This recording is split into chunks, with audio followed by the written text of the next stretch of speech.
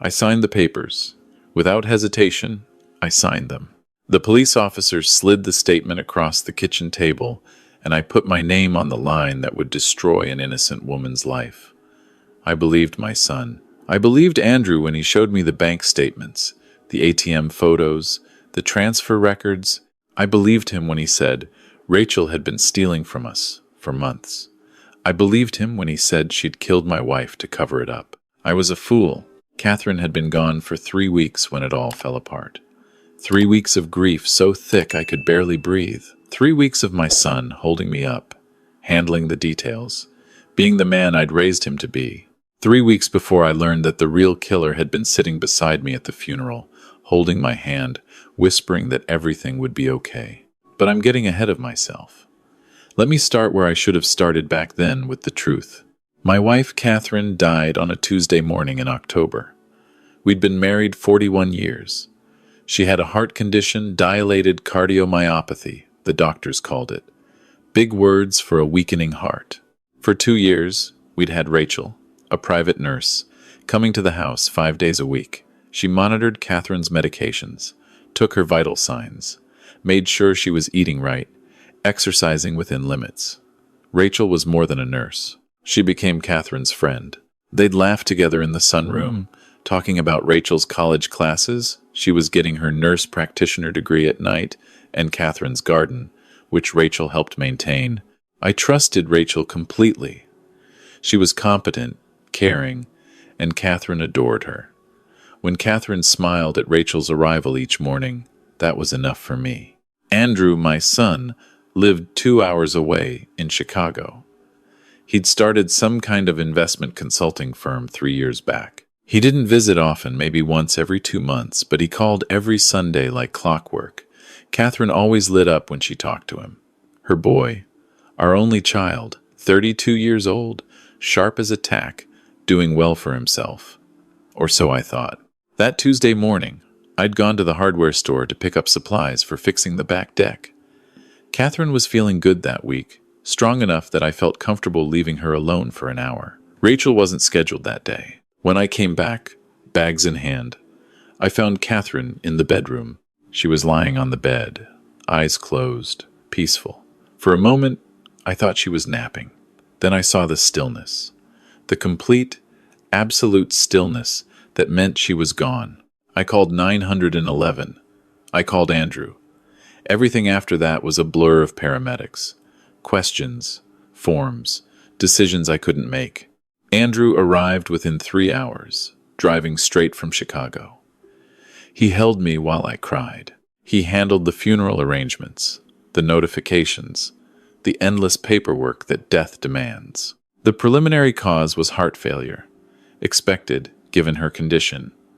Dr. Peterson, her cardiologist, said these things can happen suddenly, despite all precautions. I accepted it. What else could I do? The funeral was on Friday. Rachel came, red-eyed and quiet. She hugged me and said Catherine had been one of the kindest people she'd ever known. She offered to help with anything I needed. I thanked her and meant it. Andrew stayed with me that week. He took leave from his firm, he said, to make sure I was okay. He cooked, cleaned, sorted through Catherine's things when I couldn't bear to. He was attentive in a way he hadn't been since childhood. I was grateful. My son had come home when I needed him most. It was 8 days after the funeral when Andrew came into my study, his face grave. He closed the door behind him. "Dad, we need to talk. It's about Rachel." I looked up from the photo album I'd been staring at without seeing. "What about her?" He sat down across from me, pulled out his phone. "I've been going through Mom's finances. You know I had her power of attorney for the investment accounts." I nodded. Catherine had set that up 2 years ago when her condition worsened. Andrew was good with money, and we'd wanted someone to manage the portfolio if something happened to her. "There are irregularities," Andrew said. He turned his phone toward me. "Look at these transfers." I saw a bank statement, Catherine's checking account. Withdrawals over the past 6 months, 500 here, 800 there, $1,000. 24 transactions, maybe more. "I don't understand," I said. "ATM withdrawals," Andrew explained, "and online transfers to an account we don't recognize. Dad, someone's been stealing from Mom. From both of you. My stomach dropped. How much? $18,000. Maybe more. I'm still going through the statements. I stared at the numbers. 18,000. We weren't rich, but we were comfortable. Still, that was real money. Money we'd saved over decades. Who? I asked, though part of me already dreaded the answer. Andrew pulled up photos on his phone. ATM security camera images, grainy but clear enough. A woman with dark hair pulled back, wearing scrubs, using Catherine's ATM card. I had to dig to get these from the bank, Andrew said quietly. Dad, it's Rachel. The woman in the photos looked like Rachel.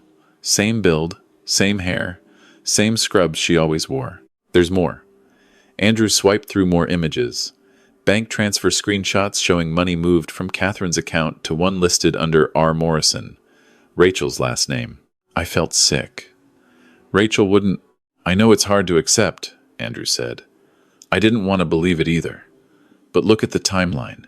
The withdrawals started right after Mom gave Rachel access to her wallet for prescription pickups. Rachel had her PIN, her cards. But 18,000. She's a nursing student, Dad. Tuition at her program is expensive.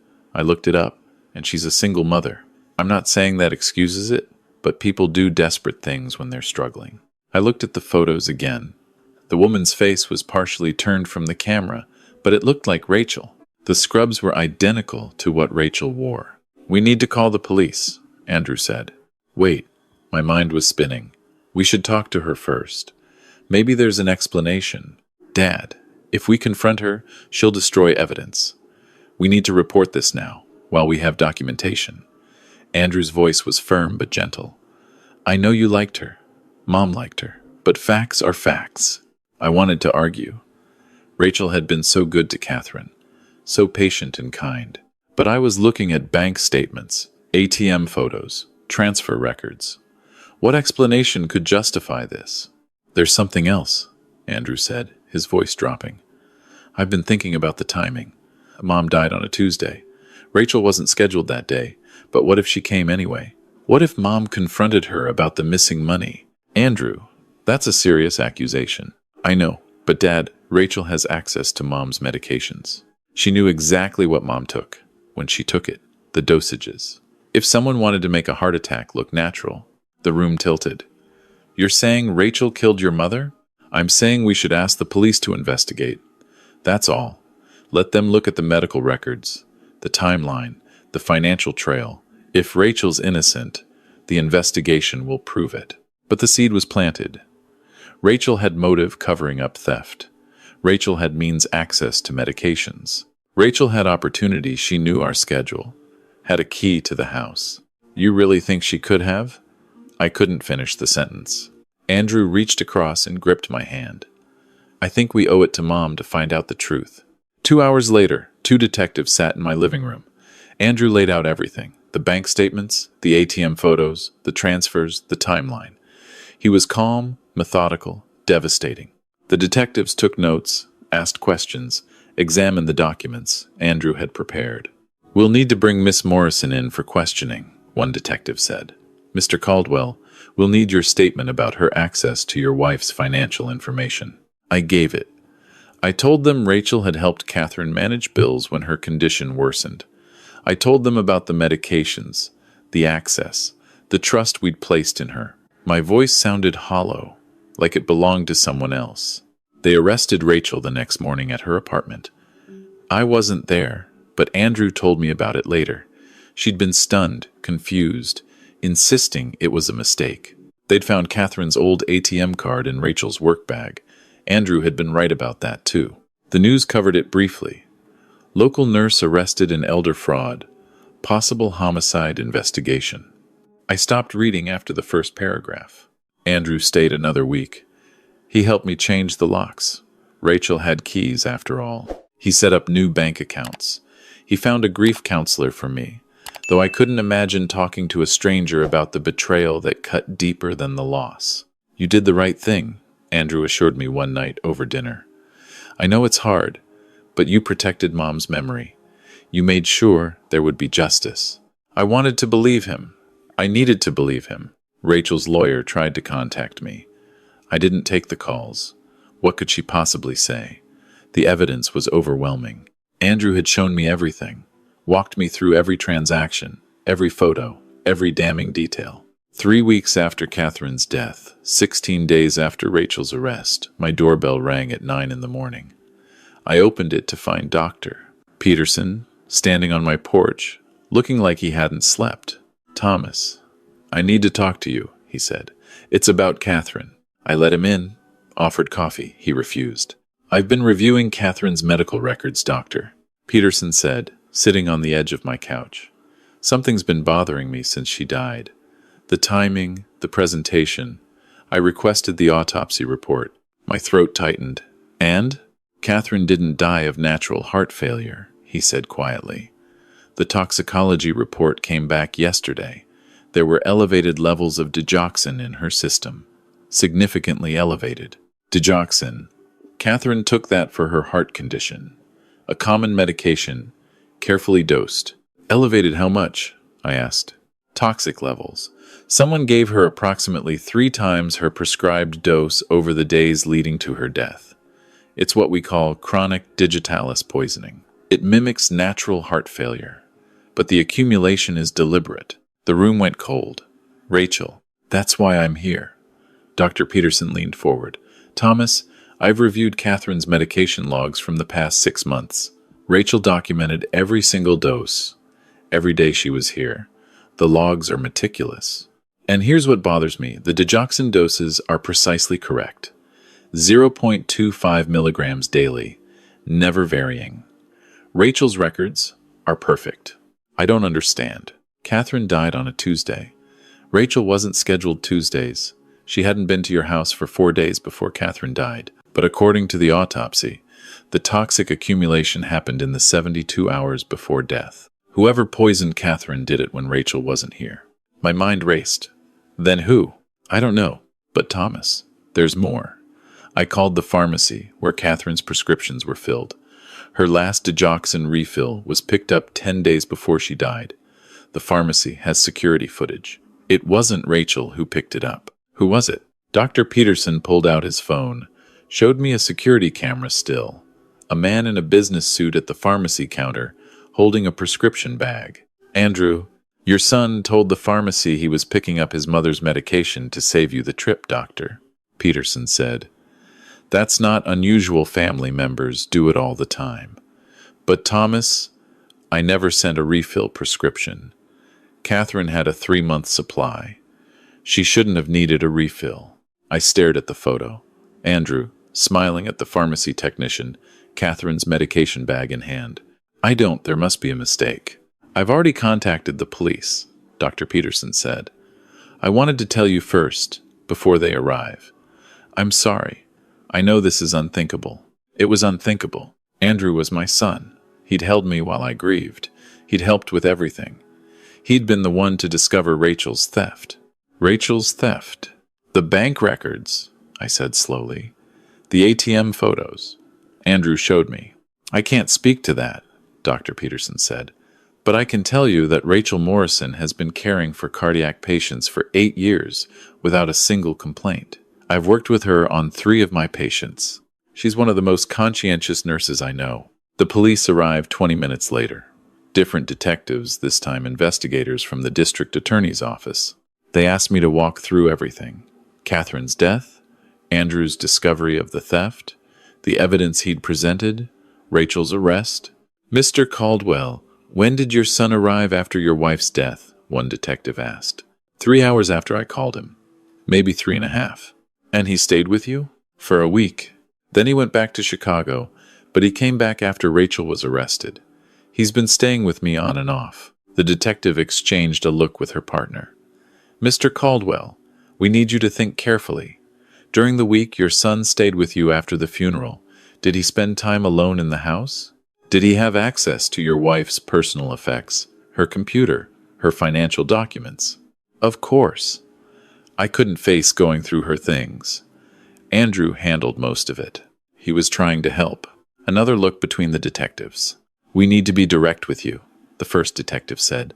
"We've been investigating your son, Andrew Caldwell, for securities fraud. His investment firm is under federal investigation for operating a Ponzi scheme. He's facing multiple charges and approximately $2 million in liabilities to defrauded clients. The floor dropped out from under me. We learned this morning from Dr. Peterson about the toxicology report. We've spent the last 3 hours executing a search warrant on your son's apartment in Chicago. Mr. Caldwell, we found your wife's checkbook, credit cards, and bank statements in his apartment.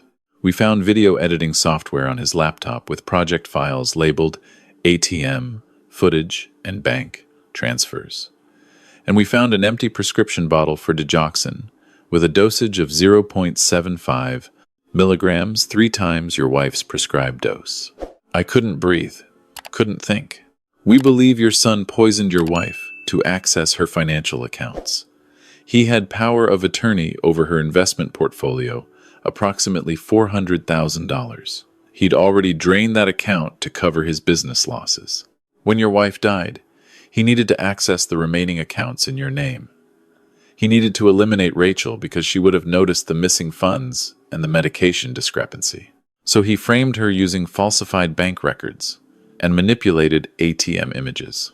Our digital forensics team has already confirmed the evidence he showed you was created using readily available photo editing and AI face-swapping software.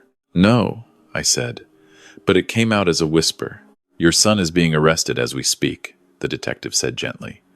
We'll need you to come to the station to give a formal statement. And Mr. Caldwell, we've already contacted Miss Morrison's attorney.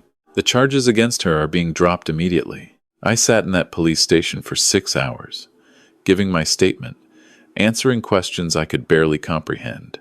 They showed me evidence I didn't want to see. Andrew's bank records showing catastrophic business losses, emails to loan sharks, desperate messages to investors, withdrawal slips from Catherine's investment account forged with her signature. Digital forensics reports proving the ATM photos were composites, Rachel's face digitally mapped onto another woman's body, fake bank statements created with basic software. My son had killed my wife. Then he'd convinced me to help him frame an innocent woman for it. When they finally let me go, I sat in my car in the parking lot and wept. Not the tears I'd cried for Catherine, those had been grief. These were something darker. Shame, rage, a betrayal so complete it hollowed me out. The detectives had told me Rachel was being released within the hour. I didn't go home. I drove to the county jail. I waited in the visitors area, watching the door she'd walk through.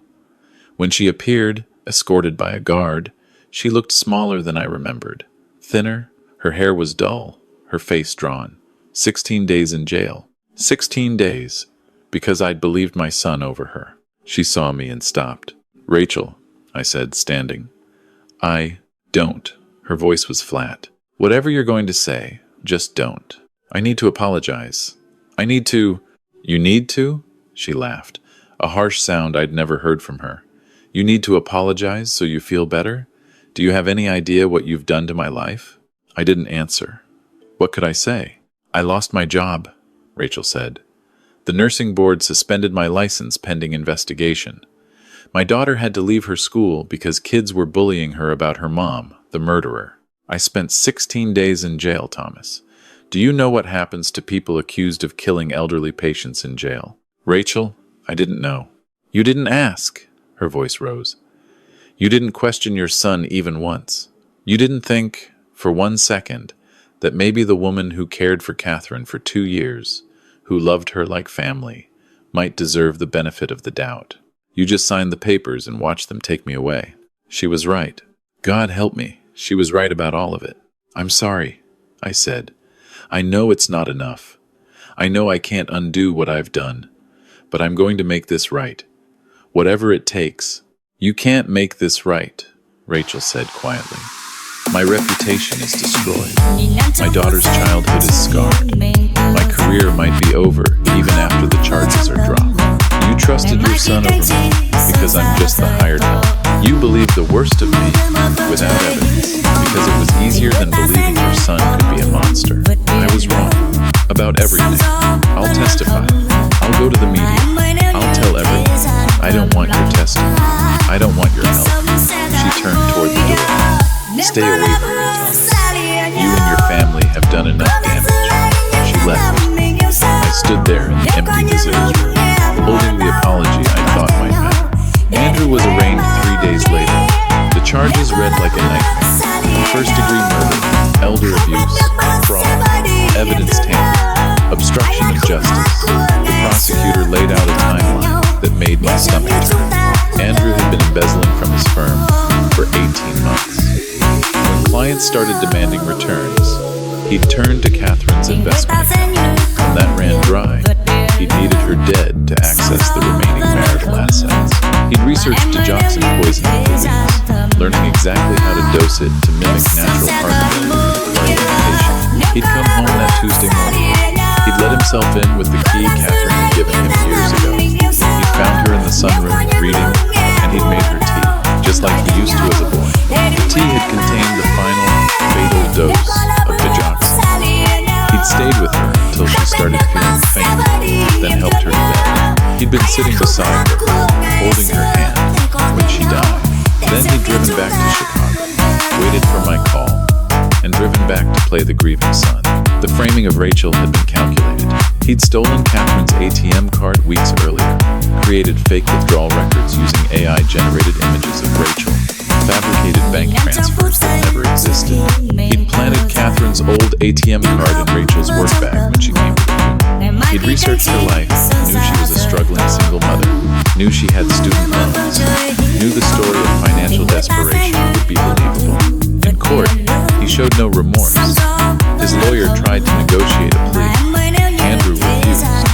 He wanted a trial, convinced he could win, convinced his father would never testify against him. I testified. I told the jury everything. Every lie Andrew had told, every piece of fabricated evidence he'd shown me, every moment I should have questioned him, but didn't. I told them about Catherine's trust in Rachel, about Rachel's dedication and care. I told them about my son's betrayal of his mother, of me, of an innocent woman. The trial lasted 3 weeks. The jury deliberated for 4 hours, guilty on all counts. The judge sentenced Andrew to life in prison without the possibility of parole. As they let him out, he looked at me once. There was no recognition in his eyes, no remorse, no sorrow, no acknowledgement of what he destroyed. Just cold calculation. Finally defeated. I sold the house. I couldn't live there anymore. Couldn't walk past the sunroom where Andrew had poisoned his mother. Couldn't sleep in the bedroom where I found Catherine dead. The proceeds, nearly $600,000. After paying off the mortgage, I split 3 ways. $200,000 went to Rachel directly. Her lawyer tried to refuse on her behalf. I sent the check anyway with a letter I wrote and rewrote a dozen times. I told her it wasn't payment for what she'd suffered. No amount of money could be. It was acknowledgement. It was an apology in the only form I could offer. I told her I hoped she'd use it to rebuild the life I'd helped destroy. She deposited the check. She never responded to the letter. Another $200,000 went to establish the Catherine Caldwell Memorial Fund for wrongfully accused healthcare workers, for legal defense, for counseling, for helping people like Rachel recover from accusations that destroy careers and lives. The final $200,000 I donated to the nursing program where Rachel had been studying, a scholarship fund for single mothers pursuing nursing degrees. I named it after Catherine because she would have wanted Rachel to finish her education, because she would have been horrified by what our son did, and what I allowed. I moved to a small apartment across town, started seeing the grief counselor Andrew had found for me, though now we talked more about guilt than loss. I learned that Catherine had known about Andrew's business troubles. She'd found out 2 months before she died, had confronted him, had threatened to report him to authorities. I found her diary in a box I'd packed from the house. The entries from her final weeks were heartbreaking. "I don't know my son anymore," she'd written. "He asked me for money again today. When I said no, I saw something in his eyes I'd never seen before. It scared me." 2 weeks later, Andrew came by when Thomas was out. He wanted me to take out a reverse mortgage on the house. I told him no. He got angry, really angry. I think he might be in real trouble. I want to help him, but I'm afraid of what he might do. Her final entry, 4 days before she died. I'm going to talk to that Detective Andrews investor mentioned. I have to. Even if it means my son goes to prison. I can't let him hurt other people. I just wish I knew how to tell Thomas. It will break his heart. She'd been trying to save people from Andrew, and he'd killed her for it. Dr. Peterson told me later that Catherine had called him the week before she died, asking about digoxin levels, whether her medications seemed right. He'd assured her it was fine based on Rachel's meticulous records. He hadn't known Catherine was worried about Andrew having access to her pills. She'd suspected. She'd questioned. But she hadn't wanted to believe her son could hurt her. I understood that now. I'd made the same mistake in reverse, refusing to believe Andrew could betray us until the evidence was undeniable. I tried to visit Andrew once in prison. He refused to see me. His lawyer said he blamed me for testifying, for not standing by him, for choosing that woman over my own son. I haven't tried again. Rachel did finish her nursing degree. I know because I saw the graduation announcement in the nursing program newsletter. They still send it to scholarship donors. Rachel Morrison, nurse practitioner. She specializes in cardiac care, working with elderly patients, the same work she was doing when my son tried to destroy her life. I wanted to send congratulations. I didn't.